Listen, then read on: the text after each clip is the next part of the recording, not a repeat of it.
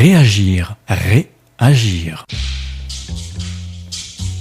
Le magazine Rété d'information Réagir Production s'intéresse aujourd'hui à un métier dont on parle peu, celui de proviseur, également appelé principal, qui consiste à animer, orienter et diriger la vie d'un établissement. Et pour accéder au poste de proviseur, il faut d'abord avoir été enseignant pendant une durée de 5 ans minimum. Le magazine Rété d'information a voulu en savoir plus sur ce poste, cette profession qui demande beaucoup de qualités humaines, entre autres. Pour ce faire, nous avons contacté Thierry Chazarin, proviseur au lycée polyvalent Simone Veil de Brive-la-Gaillarde. Un chef d'établissement engagé et empathique qui se soucie beaucoup des élèves et des professeurs. Thierry Chazarin. En tant que chef d'établissement, moi, mon souci premier, ce sont les élèves et les professeurs. Et ce que j'ai coutume de dire, je fais mon métier par amour des élèves et par amour des enseignants aussi. C'est pour ça que je le fais avec beaucoup d'engagement. Et s'il n'y avait pas ce deuxième volet, l'amour des enseignants, je pense que je ne serais pas un bon chef d'établissement pédagogue.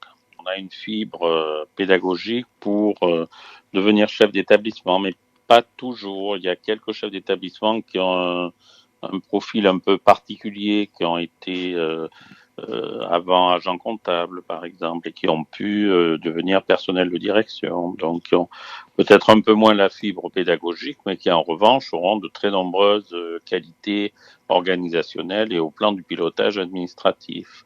Mais il faut, pour avoir l'empathie nécessaire tant avec l'adolescent dans son entité élève que le professeur dans ce qui va apporter à une classe et dans la posture pédagogique qui va être la sienne, il faut avoir été enseignant ou avoir eu une fibre dans l'éducation, être CPE par exemple. C'est un bel enrichissement. Avoir été CPE mène de manière très intéressante à l'exercice des missions de chef d'établissement. Alors, est-ce que vous vous considérez comme étant un homme d'orchestre, comme on peut l'entendre parfois, car c'est un métier vivant que celui de proviseur? Oui, tout à fait. C'est bien le terme qui convient en particulier pour mon lycée, qui héberge 4 entités sous un même toit, puisque, comme vous l'avez bien dit, Stéphane, au début, je suis responsable de la voie générale et technologique au sein d'une grande maison, mais aussi de la voie professionnelle. C'est un lycée polyvalent, donc il n'y a pas de barrière, il n'y a pas de frontière entre les sphères, mais néanmoins elles ont leur entité propre.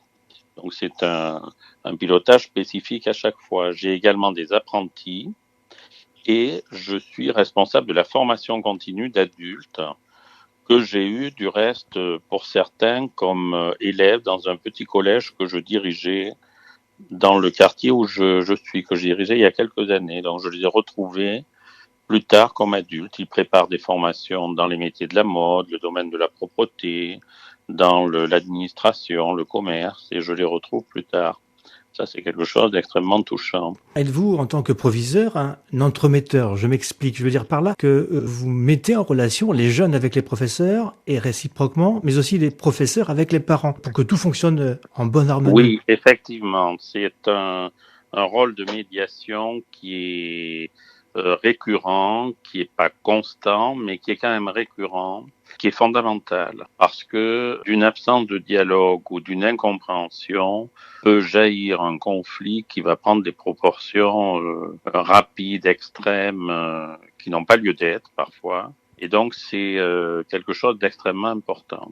On essaie le plus sereinement possible d'analyser ce qui a pu se passer pour qu'il y ait un dérapage ou un malaise, et on y remédie le plus efficacement possible.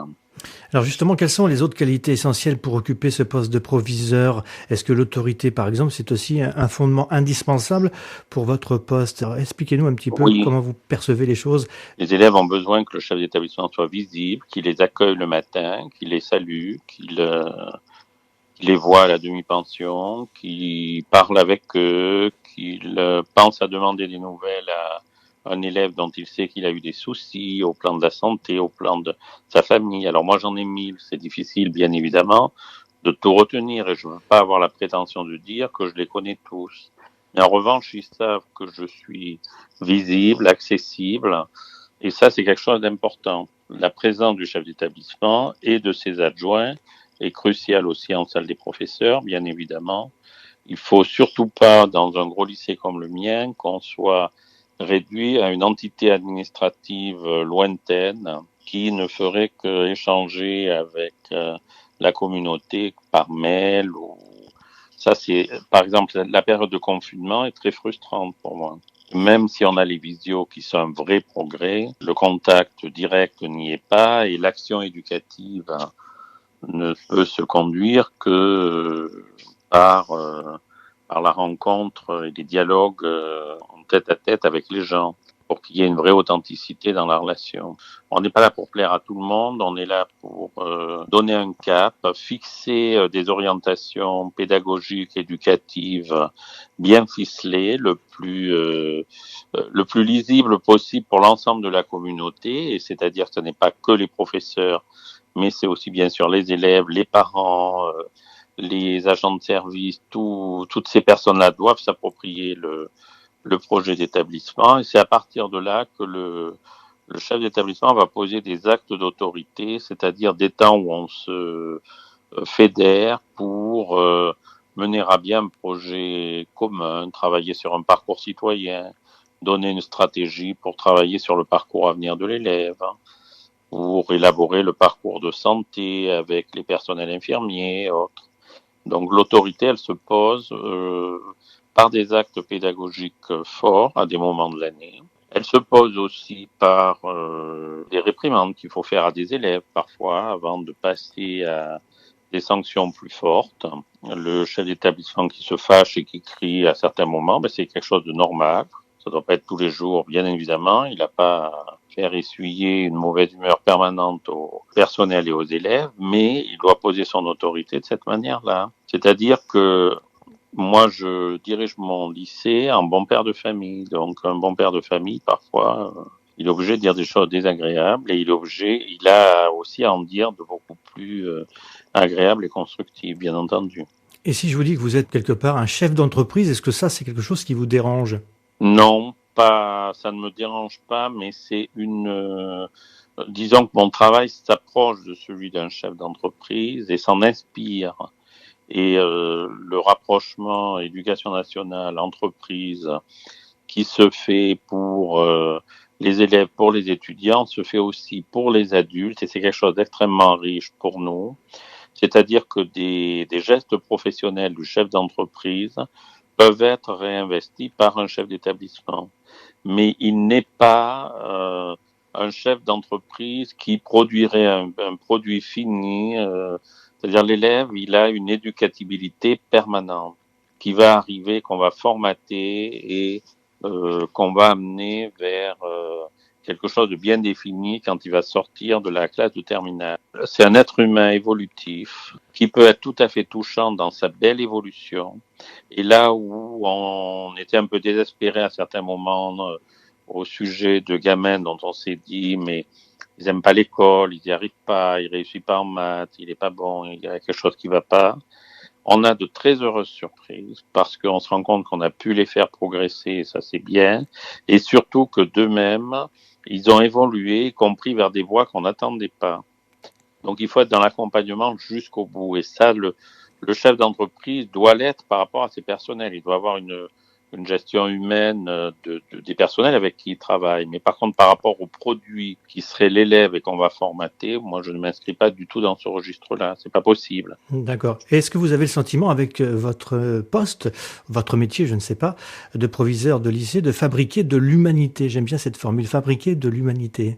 J'ai la faiblesse de penser que je ne fabrique pas forcément de l'humanité, mais que je vais apprendre aux élèves et aux professeurs à fabriquer quelque chose qui m'est personnellement très cher, c'est la gentillesse.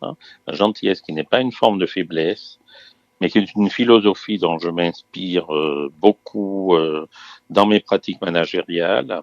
Et je renvoie pour cela aux travaux d'Emmanuel Jaffelin, qui est un philosophe contemporain, qui est d'ailleurs venu rencontrer mes élèves, les professeurs dans mon lycée, et qui m'a ouvert les voies de ce que pouvait apporter la bienveillance, l'empathie, ce que pouvait avoir comme inconvénient l'excès d'une sollicitude à l'égard des gens, parce qu'il faut aussi laisser à l'autre sa part d'autonomie, sa liberté.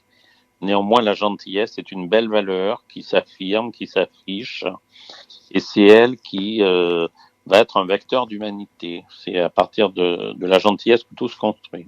Alors on peut être un proviseur gentil avec plein de gentillesse et de l'autorité en même temps. Je pense que l'autorité, quand elle va, l'acte d'autorité, quand il va se poser dans un processus de gentillesse déployé au plan managérial et organisationnel, va être beaucoup plus percutante et portera davantage ses fruits. J'en suis intimement persuadé. Ce sera beaucoup moins artificiel en tout cas. C'est bien aussi le sens du travail d'Emmanuel Jaffelin qui explique aux chefs d'entreprise en quoi injecter de la gentillesse dans l'entreprise, c'est tout bénéfice pour cette dernière, et ça n'est pas de la démagogie, et c'est pas non plus quelque chose qui va l'affaiblir, mais l'anoblir, bien au contraire. Alors pour étayer les propos de notre proviseur Thierry Chazarin, je vous conseillerais la lecture de l'éloge de la gentillesse d'Emmanuel Jaffelin, paru en 2010 chez Bourrin Éditeur, ça ne s'invente pas. Il a également publié, Emmanuel Jaffelin, en 2015, Éloge de la gentillesse en entreprise, paru aux éditions First. Merci à Thierry Chazarin pour son énorme gentillesse naturelle et contagieuse. Une entrevue téléphonique instructive signée Stéphane Nados. Réagir, agir.